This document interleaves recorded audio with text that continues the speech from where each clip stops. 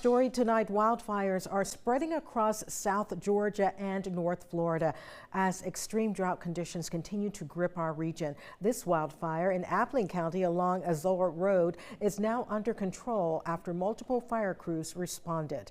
In Clinch County, crews are battling the Pineland Road fire, now burning nearly 9,000 acres and only about 10% contained. Officials say the fire spread rapidly over the weekend, fueled by very dry conditions and breezy winds. State leaders say resources are being deployed as crews work to keep the fire from growing even more.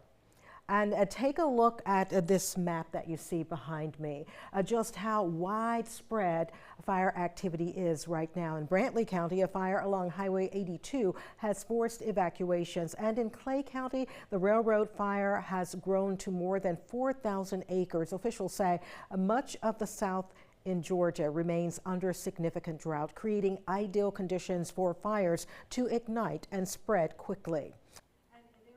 Relief in sight just yet. Let's get over now to Storm Team 3, Chief Meteorologist Scott Roberts.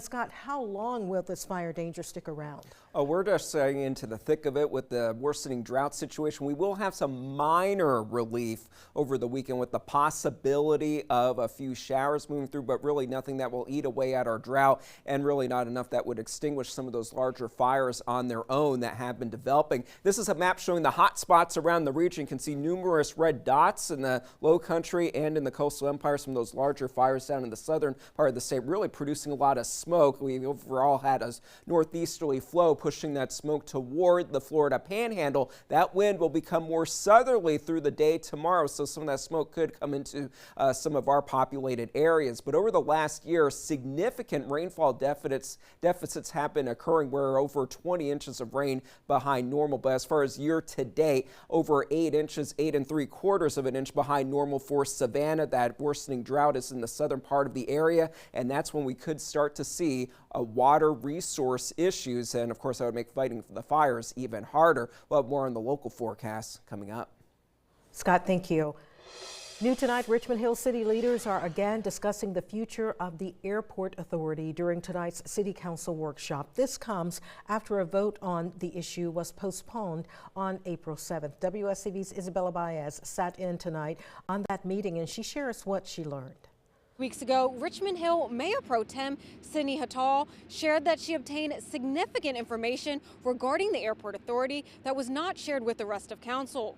During Tuesday night's city council workshop, the council members finally learned what that information was. I am asking council to support the resolution to stop our economic support of any potential money spent going forward from this point, as well as our support because we deem it as not economically feasible. Mayor Pro Tem Cindy Hattal says she learned crucial information about the Bryan County Airport Authority after speaking with Georgia State Representative Ron Stevens. The Airport Authority is an 11-member board that helps guide the long-term vision for a proposed non-commercial airport. Hattal says that because the authority is a state-created entity, the state has the power to dissolve it, raising new concerns. So the state has the authority to create anything at any time. We're trying to get ahead of it by saying at this economic feasibility standpoint, we don't feel it's necessary to support it. Hattal and Councilmember Kevin Bowes both saying the city is not currently in a position to financially support the airport. We're not going to sit there and wait for you guys to tell us to give us money. We want to say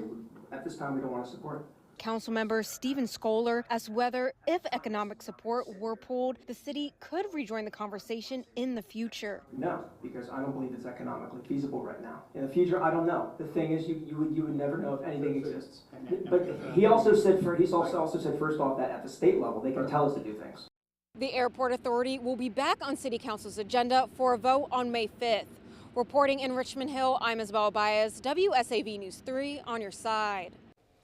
A developing story now out of Beaufort County. A domestic situation escalated to gunfire this morning, ending with a teenager in custody. Deputies say it started early this morning after a breakup led to threats against a family. Family members say the suspect, a 17-year-old Elijah Washington, broke into the home. Investigators say that's when Washington fired shots at deputies before running from the scene. He was later found and taken into custody. Washington is now being held on several charges, including attempted murder and first-degree burglary.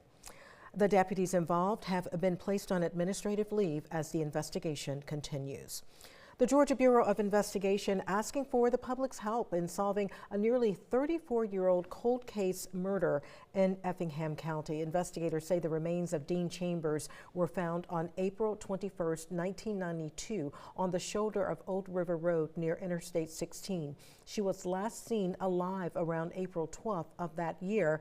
She had left Sheffield, Alabama on March 26, 1992, hitchhiking toward her home in Sardis, Georgia.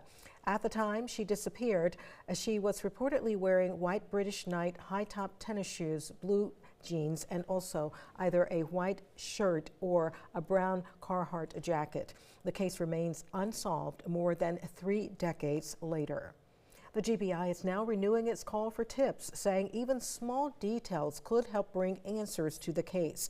Tips can be submitted anonymously by calling 1-800-597-TIPS.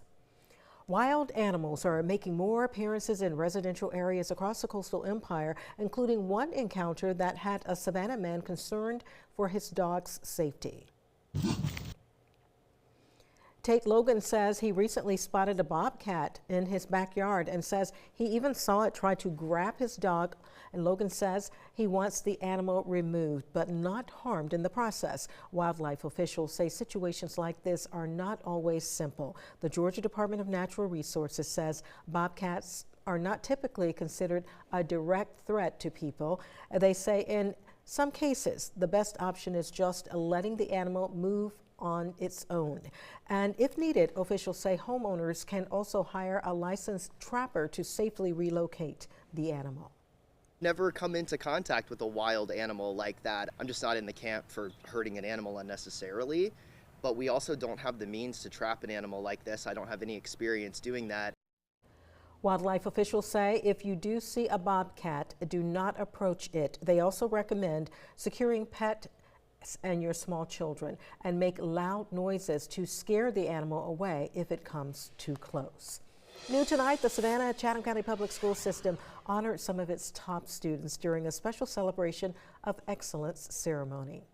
It was a night of celebration and pride inside the Richard Mole Auditorium at Beach High School. Families, educators, and district leaders gathered for a celebration of excellence, an invitation-only event honoring the valedictorian, salutatorian, star students, and international exchange students from each high school. It's extremely important that we recognize the positive things that our scholars are doing in this district. You know, a lot of times we focus on a lot of the negative things that our youth are doing, but we have a tremendous amount of scholars who are doing some positive things, and they are becoming the first in some of the things that they are pursuing in their lives. The district says the students recognized tonight exemplify what's possible through perseverance and a strong support system, and they look forward to watching these scholars continue to shine beyond graduation.